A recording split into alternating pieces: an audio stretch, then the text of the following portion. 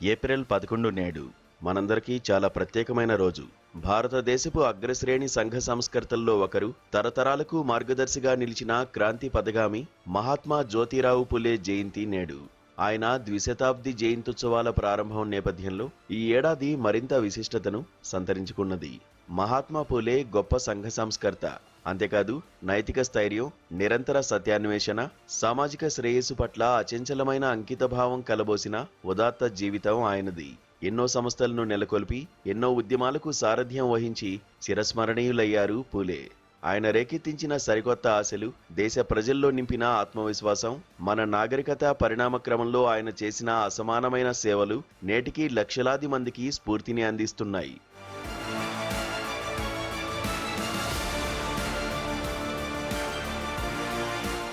పుణ్యభూమి మహారాష్ట్రలో 1827లో మహాత్మా పూలే జన్మించారు. అతి సామాన్య నేపథ్యం నుంచి ఎదిగారాయన. కానీ తొలినాటి కష్టాలేవి ఆయన అభ్యాసానికి, ధైర్యానికి, సామాజిక నిబద్ధతకు అడ్డుగోడలు కాలేకపోయాయి. సవాళ్లు ఏవైనా సరే నిశ్చేష్టులుగా ఉండిపోకుండా కష్టపడి జ్ఞానాన్ని ఆర్జించి ఆ సమస్యలను పరిష్కరించుకోవాలన్న దృఢ సంకల్పమే ఆయనలో ఎన్నడూ తొణికిసలాడేది. విద్యార్థి దశ నుంచే జ్యోతిరావు పూలేలో అపారమైన జిజ్ఞాస ఉండేది. నిరంతర అధ్యయనశీలి. తన వయసు పిల్లల స్థాయికి మించిన పుస్తకాలను చదివేవాడు. మనం ఎంత ప్రశ్నిస్తే అంత జ్ఞానాన్ని పొందుతామని తర్వాతి కాలంలో ఆయనే చెప్పారు. చిన్ననాటి నుంచి ఆయనకు అలవడిన ఆ సత్యాన్వేషణ దృక్పథం ఎక్కడా రాజీ పడకుండా జీవితాంతము కొనసాగింది.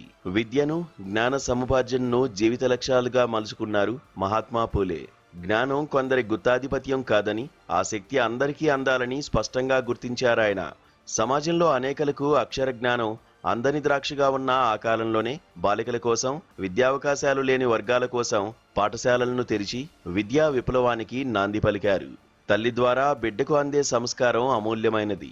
అందుకే పాఠశాలలు తెరవాలనుకుంటే మొదట బాలికల కోసమే తెరవాలి అనేవారాయన. సామాజిక న్యాయాన్ని, సమానత్వాన్ని సాధించే శక్తిమంతమైన సాధనంగా తరగతి గదిని నిలిపి ఓ సరికొత్త సామాజిక దృక్పథాన్ని ఆవిష్కరించేందుకు ఆయన ఎంతగానో కృషి చేశారు.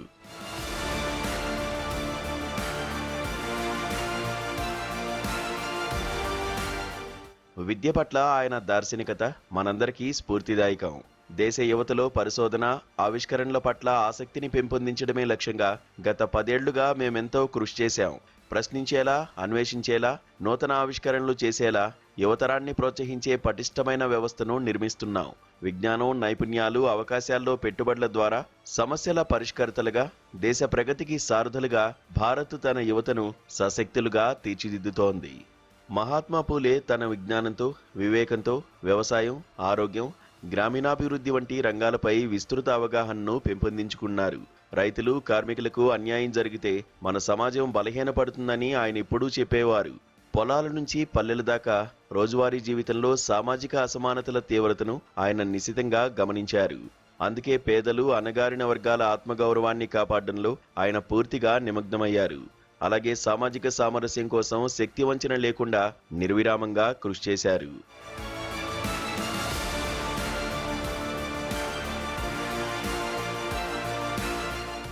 జోపర్యంత సమాజాతీల సర్వాన సమాన అధికార మిళత్ నహీత్, తోపర్యంత ఖరే స్వతంత్ర్య మిళత్ నహి అన్నది మహాత్మా పూలే అభిప్రాయం.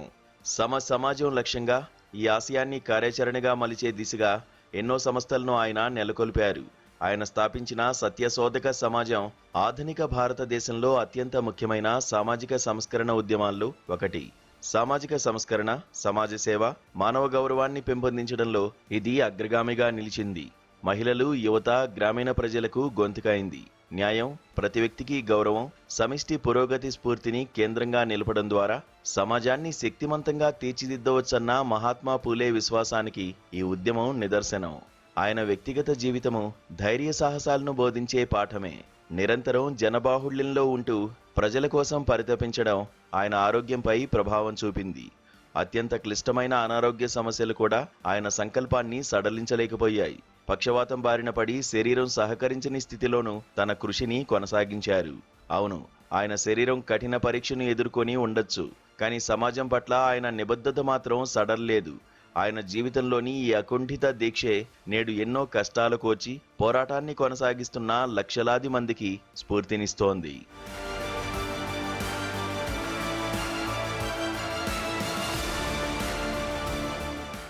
గౌరవ సావిత్రిబాయి పూలేను స్మరించుకోకుండా మహాత్మా జ్యోతిరావు పూలే స్మృతి అసంపూర్ణమే అవుతుంది.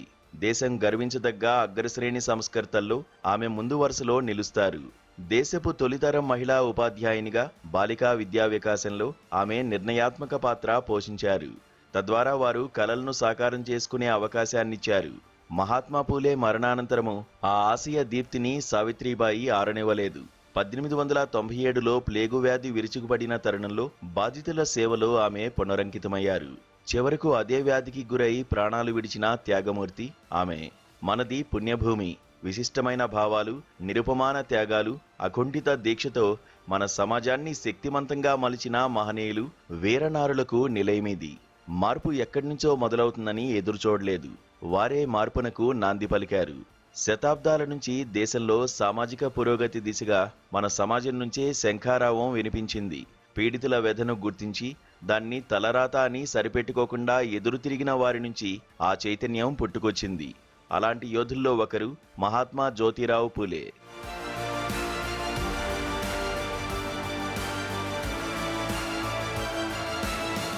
2022లో పూణే పర్యటన సందర్భంగా అక్కడి మహాత్మా పూలే భవ్య విగ్రహం వద్ద నివాళి అర్పించడం నాకెప్పటికీ గుర్తుంటుంది. ఆయన ద్విశతాబ్ది జయంత్యుత్సవాల ప్రారంభ వేళ ఆయన ఆశయాల దిశగా పునరంకితం కావడమే మనం అర్పించే ఘనమైన నివాళి. ముఖ్యంగా ఆయనకెంతో ఇష్టమైన విద్య వంటి ఆదర్శాలకు మనం పునరంకితం కావాలి. అన్యాయంపై నిరసన తెలిపే సున్నితత్వాన్ని పెంచుకోవాలి. సమాజ స్వయం సంస్కరణ సామర్థ్యంపై మన విశ్వాసాన్ని బలంగా చాటాలి. నైతిక స్పష్టత, ప్రజా ప్రయోజనం రెండూ తోడైతే ఈ సమాజ శక్తి దేశంలో అద్భుతాలు సృష్టించగలదని ఆయన జీవితం నిరూపించింది. అందుకే నేటికి లక్షలాది మందికి ఆయన ఆలోచనలు బలాన్నిస్తున్నాయి. ఆయన మాటలు, చర్యలు నేటికి ఆశను చిగురింపజేస్తున్నాయి. ఆయన జన్మించి దాదాపు 200 ఏళ్లు గడుస్తున్న మహాత్మా జ్యోతిరావు పూలే గతకాలపు శక్తిగానే కాకుండా నవభారత భవితకు మార్గదర్శిగా విరాజిల్లుతున్నారు.